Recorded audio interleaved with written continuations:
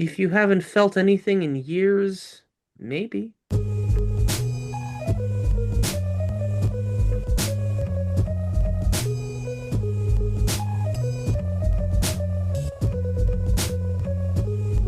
Hello, fellow netizens, and welcome to Scandalous Games, the show where we take a closer look at video game-related controversies. I'm Kevin Impellizeri, and I do the research and share a story of a video game-related controversy to my friends. I'm Andy Hunter, a longtime fan of all things Nintendo. And Kate, I've been writing software for over 10 years, but not the fun kind. Welcome back, fellow netizens, as we continue our deep dive into Uwe Boll's forays into the Postal franchise. Last time, we learned a bit about the history of Uwe Boll's 2007 adaptation of Running with Scissors' flagship franchise, Postal, as he attempted to turn the game into an over-the-top political satire, poking fun at post-9/11 America and taking shots at such things as George W. Bush and Al-Qaeda, and really anything else that Uwe Boll felt need to write his biting satire about. And we also learned that it did not fare terribly well in terms of a box office property,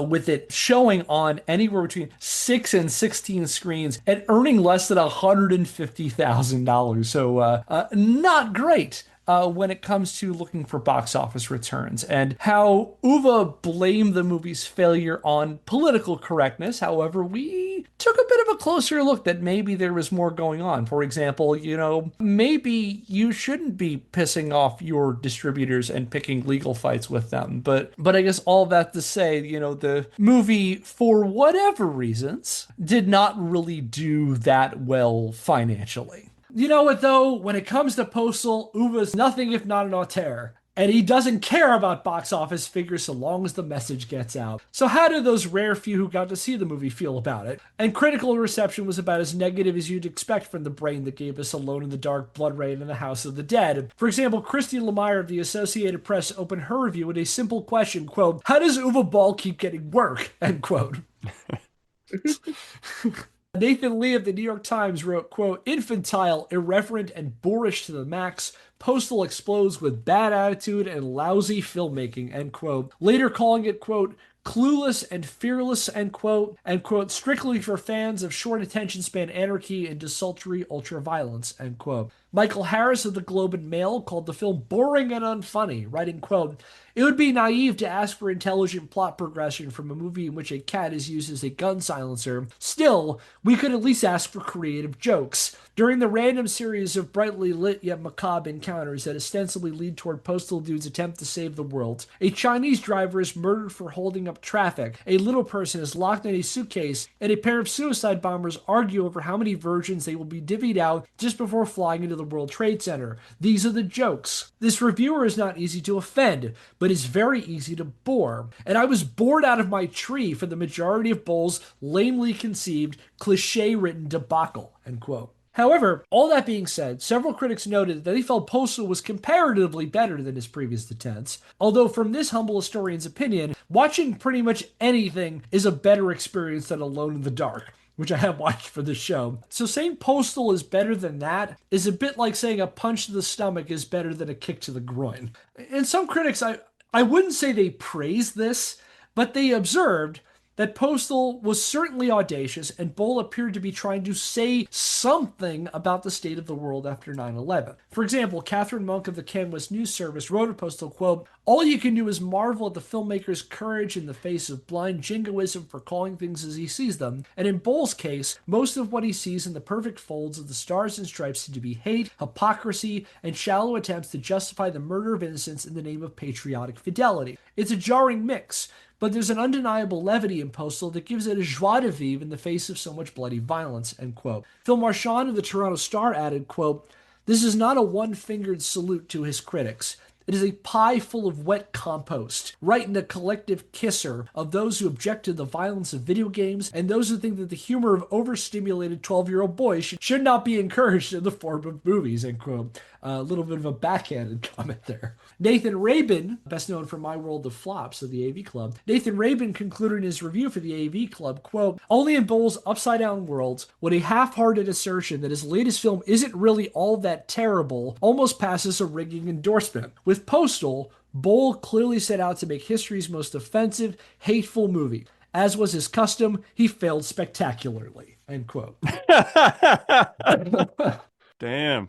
Now we're getting to another fun part of the show. As with his fights with distributors, Boll also didn't handle the negative criticism well. I'm shocked. And for one notable episode, I direct you all to an August the 10th, 2007 review from Chris Koehler of Wired. He recounted his experience attending Poll's premiere at the Castro Theater in San Francisco with fellow Wired creator Chris Baker, in which he wrote, quote, Boll seems out to shock his audience into stunned disbelief rather than actually entertain them. Early in the movie, we get a long leisurely shot of a fully nude Foley scratching his reproductive organs. I don't want to sound like I personally was offended or shocked by anything. In fact, the only time I laughed was during the movie's opening sequence, a comedy skit in the cockpit of one of the September 11th airplanes. They're fighting over the number of virgins they get in paradise. It was legitimately well-paced and funny, but it was followed by 90 minutes of flat jokes, end quote. He also recalled that Baker joked after watching the film of the experience of viewing Postal with Koehler, quote, it's like we were in Nam together. We can't ever explain it to other people, but we'll know, end quote. And Boll did not take kindly to this assessment of his work, thus beginning an entertaining exchange of emails between him and Chris Koehler, which is so much fun. I feel it's worth another installment of Scandalous Games Theatre. And in this episode, we will be doing a dramatic reading of their email exchange. Oh, okay. So I will share you all a link. All right, were you all able to access it? Yep. Okay. So again, to set the scene, this is an email exchange between Chris Koehler of Wired and Dr. Uwe Boll. There are three characters in our dramatis personae. Those are Uwe Boll, Chris Koehler, and a third character, William Bill Wanstrom, who is Uwe Boll's publicist. So I will play Bill Wanstrom, and I'll also set the scene and kind of move things along. So I ask you both, who wants to play Uwe and who wants to play Chris Koehler? I don't have a strong preference. Andy, I'll let you take first pick. I don't have a preference. I could do either. I'll be Uwe. I don't mind doing an offensive comedy German accent. I'll let you interpret the way you want to do this. The only thing I ask you, read it verbatim. Okay. Exactly as Uwe writes it. Okay, so, and this comes from an article that Chris Koehler published this exchange on Wired on August the 14th, 2007. So, again, we see Chris Koehler writes his assessment of Postal, and Uwe Boll comes in a little unhappy about that. And so, Andy, the yellow highlighted stuff is Uwe Boll. Kate, the green stuff is Chris Koehler of Wired. So, Andy, why don't you get us started with the yellow there of how Uwe got us started? Okay. Chris, your review shows me only that you don't understand anything about movies and that you are a untalented wannabe, like the insect, filmmaker with no balls and no understanding what Postal is. You don't see courage because you are nothing. And no, go to your mom and fuck her because she cooks for you now since 30 years. So she deserves it. People like you are the reason that independent movies have no chance anymore. Uwe Boll. P.S. Postal is R-rated. The MPAA understood the satire. You not. You dumb fuck. All right, we're off to a great start. I think for context there, I think in the initial writing of the article, he messed up the rating of Postal. That's what Uwe's referencing there. Okay, so Chris Koehler gets this in his inbox and he pens a response to it. All right, Kate, you're going to be Chris Koehler, the green. Uwe, I'm sorry we didn't get to meet at the Postal premiere. I appreciate being invited. I'm sure we'd have had an interesting conversation. Certainly your email has caused no end of enjoyment in the Wired offices this morning. Although I did enjoy the first segment of Postal, it is true that I think the comedy timing faltered after that and never quite recovered. I can certainly be more specific if you'd like me to. We did fix the piece with regards to the rating and regret the error. That said, I don't want to leave you or anyone with the impression that I am somehow against independent film in general. I certainly want to see independent envelope-pushing films distributed. We have the same problems in the video game industry, so I understand where you're coming from. If you'd like to do an interview by phone and tell your side of the story, you're absolutely welcome. Best regards, Chris Koehler. All right, so the next part of this is that Chris Koehler receives a response. However, it is not to him. It is William Wanstrom, Bill Wanstrom, Uwe Boll's publicist. I guess CC'd on this. It is an email exchange between Uwe and Bill. that is sent to Chris Kohler. So here's where I jump in as Bill Wanstrom. Again, it's directed to Uwe Boll. Quote, Hi, Uwe. I would pass on this invite.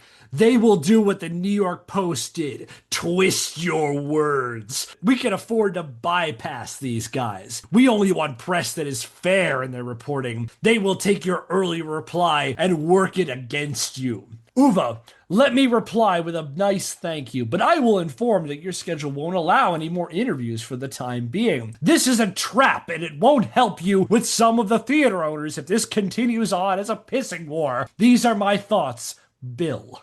So, Uwe responds to this. He is responding to Bill Wanstrom, not to Chris Kohler. So now, you're next, Andy. Chris wrote that article in bad faith to damage me. His whole goal is to destroy my business. If he cannot see that scenes, for example, welfare office, job interview, are genius in that movie, then there are two possibilities.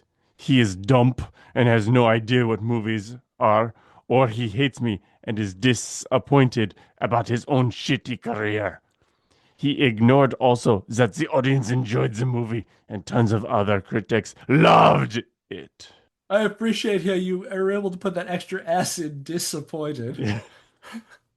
He is referring in the parentheses to there's a scene of the postal dude at a welfare office in which he is trying to get unemployment, and he's got it's a basic ripoff of a Beetlejuice joke where takes a number and it's a very high number, and then someone comes in and starts shooting up the welfare office, and he ducks on the ground and he's going through dead bodies and he's trying to pull a lower number. That's what that scene is. And the job interview is a scene near the beginning too, where he tries to interview for this corporation, and they're asking him like really abstract questions and telling them he gets them wrong, and he fails the interview. That's what that scene's about. All right, so Chris Kohler gets these emails. He responds to Bill Wanstrom and Uwe Boll, and then Uwe responds directly to Chris and says the following. Go ahead, Andy. Chris, read your own article again. This has nothing to do with the film, only with a piss-off journalist. To which Chris Kohler wrote, Uwe, I'm sorry you feel that way. I'm actually quite a happy person.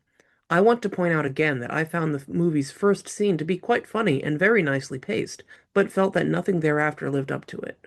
Of course, my article was meant to be entertaining and funny. If, in your estimation, I fell short of that goal, I'll just remember that everyone is entitled to their opinion. Best, Chris. To which Uwe replied, Your article is an insult and honors zero the movie, the filmmaker, etc. To which Chris replied, Uwe, I absolutely agree that the review is unfavorable to Postal. However, if I start to consider how the people who make the things I write about will feel about it, I have lost objectively. My job is to deliver my own analysis of the film and to be as objective as possible. If you don't feel I did my job properly, we do have to agree to disagree here. Again, I am absolutely open to the idea of a phone interview in which you can lay out your thoughts in more detail. Best, Chris Kohler. End scene. And I want to point out again, Chris Kohler put this entire email exchange out as an article on Wired on August the 14th, 2007. What are your thoughts on this whole thing? Wow, that's if I had a publicist who accidentally emailed the person we were talking about instead of me, I would say they're not a very good publicist, and I would instead perhaps hire them to be, I don't know, a high-ranking official in the Pentagon, perhaps. Well, not only that, but like, if I were his publicist when he sent that initial email, I would have been like, why did you do that? Don't do that. Like that's not a good move, And then just to keep going back and forth, like somebody take his phone away. He's like, who's your publicist? Rudy Giuliani? This is crazy. Yeah, like Uwe Boll could have afforded to just not write to the guy, Like I feel like he gains nothing by this. Yeah, I feel like him and his publicist are like sitting next to each other on the couch. Ooh, ooh, and say this, and then say that. Okay, send. Aha, we'll see what he says. Aha. Looking like on the typewriter, yeah. I don't know why I thought it was a typewriter. I said it was a letter. Getting an email on a typewriter, yeah. There's a scenario, and I'm glad that we don't live in that world where Uwe could have just said nothing. And instead, this is what Uwe said. All right, so Chris Kohler reaches out to him to do an interview, and Uwe accepts. Uwe does an interview with Chris Kohler of Wired. So Boll followed this exchange with a phone interview with Koehler where he completely went off on him, breathlessly complaining that Koehler had nothing nice to say and was just another mean internet person getting on the Boll bashing bandwagon, and that Postal was great and perfect no matter what Chris thought, and Uwe wasn't some hack like legendary B-movie director Ed Wood, whom people had started comparing him to. So he explicitly says he is not Ed Wood. Now, I could be a massive control freak and just read them. Or I could have you do it in the German accent, Andy. Sure. I kind of want to read this one, if you don't Oh, no, mind. yeah, go for it then. All right, okay.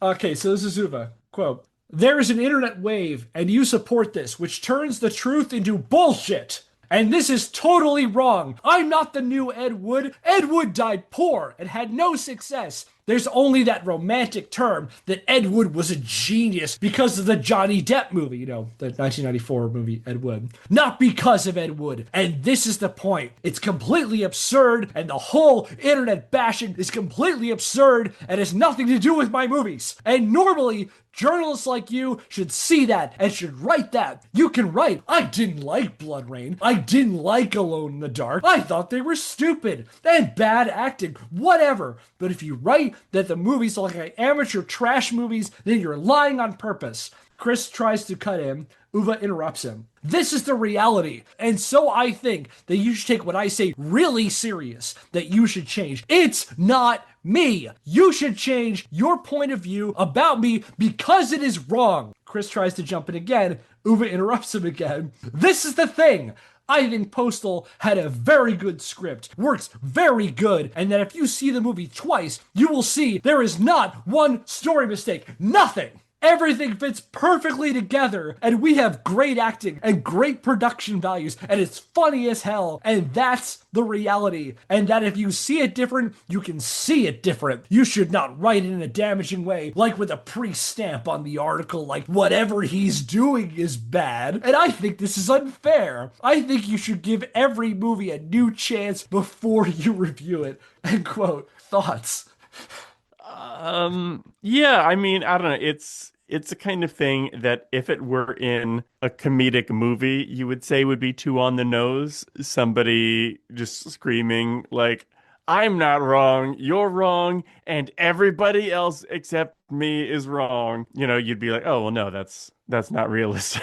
It's too on the nose. But yeah, I guess there are people like that in real life. And again, I don't know why Uwe Boll, what he thought he was getting out of that interview and that phone call. I kind of wonder if this is why his publicist in that one email that got leaked was, or accidentally sent around, you know what I mean, was saying like, "Hey, we don't need to do that interview." Like it might have been less about what he was actually saying it was about in the email, and more thinking like, "I will not be able to control the narrative if he goes and does an interview with these people. Like he's gonna go off the rails, and it's gonna be yet more of a nightmare." So I'm just gonna try to make it his idea, right? Like, oh, we don't do that. It very well could be that. Like this sounds like it's like the kind of pre-social media equivalent of posting through it. Like he's just putting more things out there. And it's like, I will fix this by doing more things. But you know what? Uwe Boll doesn't make movies for critics. His Postal movie is a love letter to the fans. So how did your average Joe moviegoer with an IMDb account respond to this movie? Perusing the IMDb user reviews from the time it came out, and I specifically focus on the ones like right after it came out, there's a fair share of 1 out of 10 reviews with the kinds of language that inspired Uwe to bring his haters into the ring, and here are some select passages. Quote, I wouldn't even steal this movie. And for the person who says this is funniest movie of 2007, need to take a look around. The news is better than this. I couldn't help but think of a Simpsons joke. There's where Homer's writing a review of a movie. He's like, your movie was worse than Church. Here's another one. If I had to see this movie again, I myself would go Postal. Very on the nose. Yeah. Here's another one. Boll did it again. He made another crappy game into movie adaptation. Kudos to you, Mr. Boll. 2 out of 10. As an aside, this is a 1 out of 10 review. The movie was a complete farce from start to... This is a different one. The movie was a complete farce from start to finish, and I can't say I took anything away from it, save now knowing what Dave Foley's dick looks like. The movie was so completely devoid of anything resembling intelligent filmmaking or vocational pride that I remain unable to assess my feelings about it in words, point for point. So yeah, some people give him the old-fashioned, bad reviews that Boll has gotten in his other movies. However, there's also a surprising number of 8, 9, and even 10 out of 10s. And some of these positive reviews actually appear to be sincere. With some reviewers likening, you're going to hate this part, Kate, likening Boll's brazen, unsubtle comedic approach to the works of Troma and John Waters. Oh, don't you dare. Don't you dare. These Yeah, people watched Pink Flamingos wrong. yeah. If they even watched it. I would John Waters to challenge him to a boxing match. I mean, no, because I feel like that's not his forte. I want John Waters to roast Uwe Boll. I want the roast of Uwe Boll with John Waters. Oh, he would destroy Uwe Boll. There'd be nothing left of Uwe if John Waters got him in his crosshairs. To shreds, you say?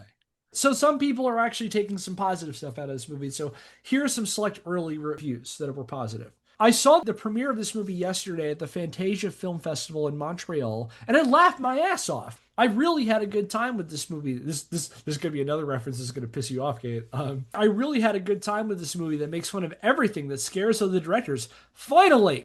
Finally's in with 5 exclamation points. Finally! If you like George Carlin humor, you'll like this movie. I'm sorry, where was this review from again? From IMDb. They published it on July the 22nd, 2007. Oh, the user review. Yeah, these are all user reviews that I'm reading Okay. here. All right. Yeah. There's a little bit more left on this Yeah. one. A lesson. So if you like George Carlin humor, you like this movie. A lesson in freedom of speech and free thinking for all those numbed directors in Hollywood with their drowsy movies with a predictable ending. Though it had some flaws in the script and some drags, on the whole, it was a good movie. So yeah. I feel like this person is using George Carlin as an adjective for like edgy, offensive, equal opportunity offender, like without any actual reference to the human being and comedian. Yeah, for one thing, George Carlin was funny. For another thing, I feel like politically, in terms of what they're saying, George Carlin is like on the opposite side of Uwe Boll in what they're saying. But anyway. Yeah. Needless to say. All right, here's another one. I watched this film at the premiere and actually had a chat with Uwe Boll before the film started. He came out right before the film and made a 10 to 15 minute speech that consisted mostly of him tirading about how Bush is an idiot and even more about hate is the actually say how he hates all the reviewers that give him bad reviews. I think he must have self-esteem issues to come off like that against the reviewers. Anyways, it says anyways in here too. Anyways, this movie is very funny if you're into this sort of movie. Obviously, if you hate Uwe Boll or are totally politically correct or easily offended, then don't watch this movie. For people like me that like dead baby jokes and are pretty much desensitized to anything, this is a goldmine of comedy.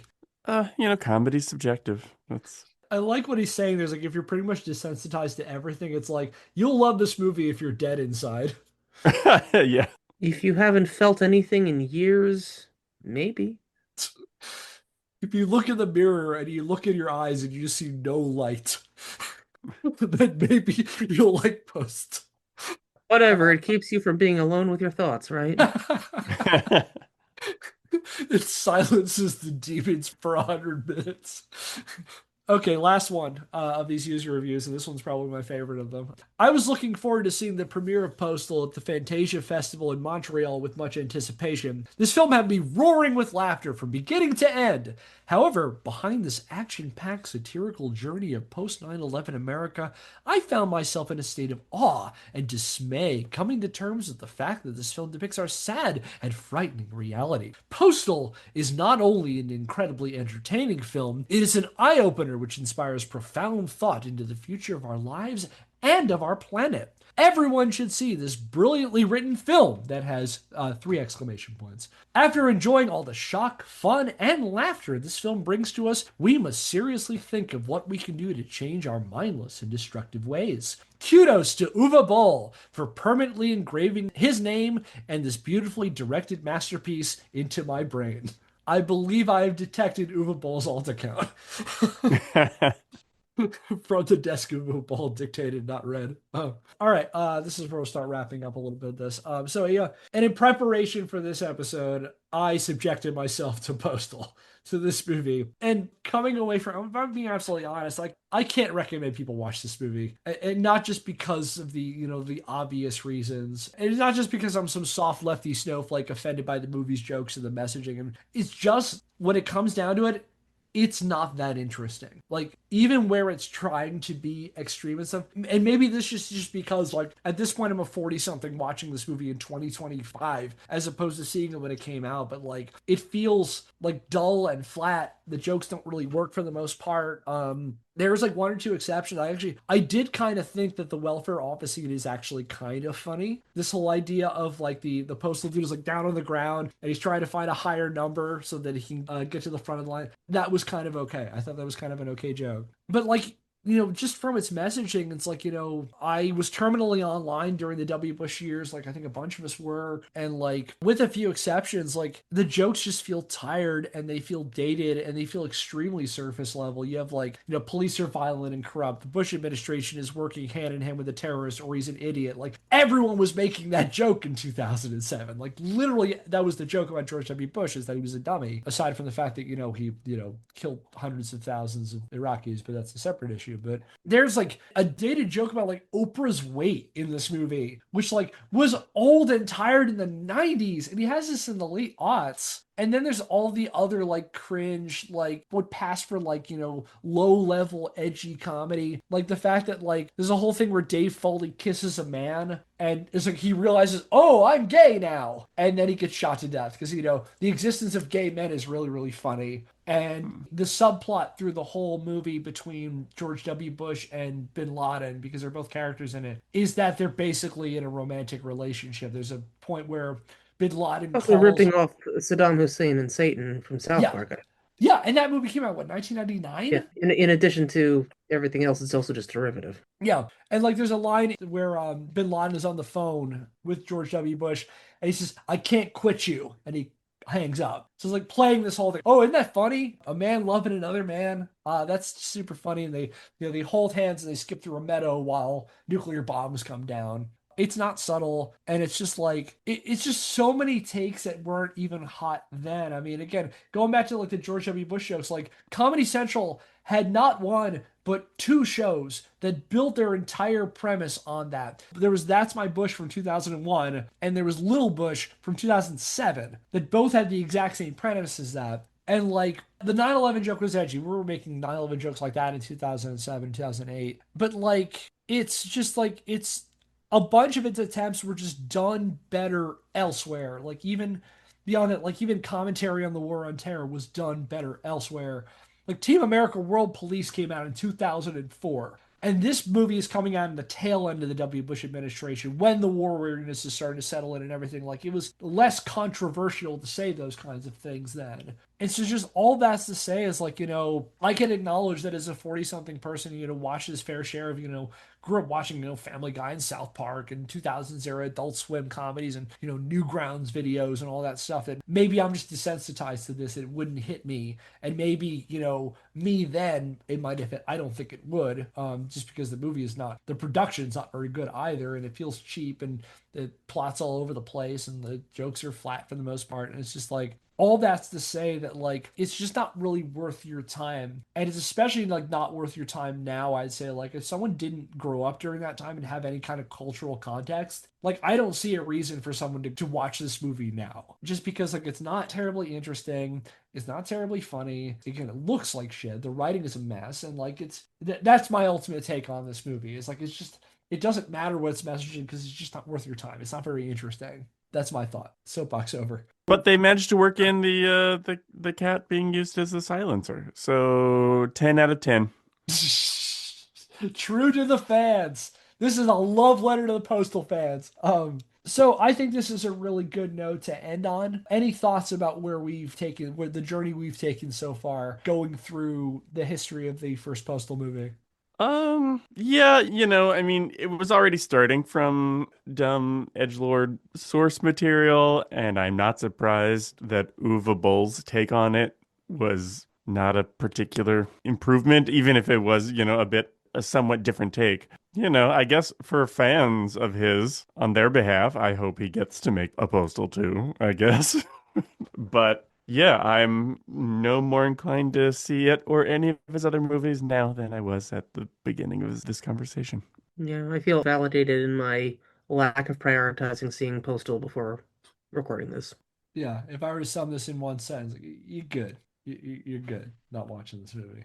So yeah, this wraps up our first part of this. And I wanted to set up this kind of context just to see where we were in terms of Uwe making this movie. Because next time what we'll do is we'll start pivoting into, I think, the more interesting story of this is because, like I said, I said Bin Laden says, I can't quit you, George W. Bush.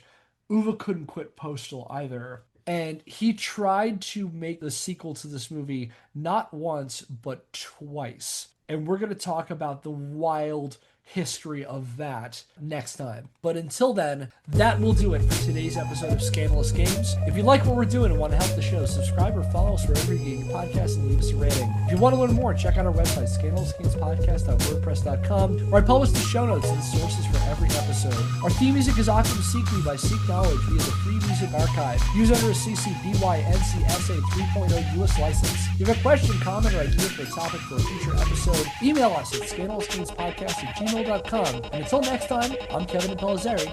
I'm Andy Hunter. I'm Kate. Thanks for listening. We'll see you next Scandal. Subscribe to Fat Roll Gaming on YouTube and listen to So We Were Talking About Beast Wars wherever you get your podcasts.